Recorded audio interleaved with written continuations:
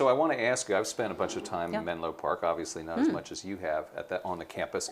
What was it like? Oh, the Facebook campus is so fascinating to me as like an architectural object. So most people aren't aware, but Facebook has the largest open floor plan office in the world. It is a quarter of a mile long. It sits 5,000 people. It is such an amazing, medieval societies built cathedrals because they were societies that were oriented around God, right? Like you have these Gothic arches that lead your eye upwards, like to the heavens, right? Facebook's campus is a physical manifestation of their obsession with flatness, like the idea that we are all on the same level.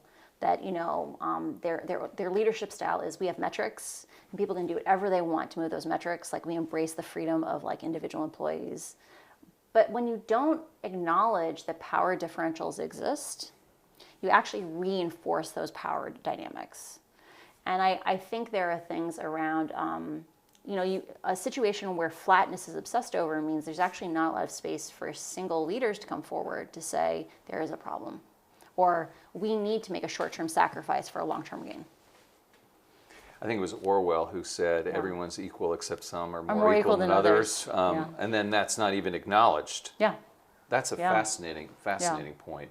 I want to ask you about this question about whether Facebook... Actually, can I give you one more little Sure, detail? please. This is fun. Yeah. To give you a sense of how absurd this space is.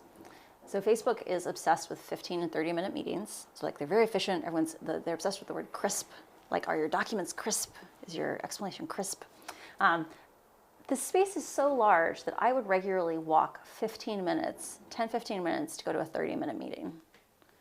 And so even that level of absurdity that is more important for the building to be flat than to be functional for us to go to our meetings, it just kind of shows you the blindness of that religion.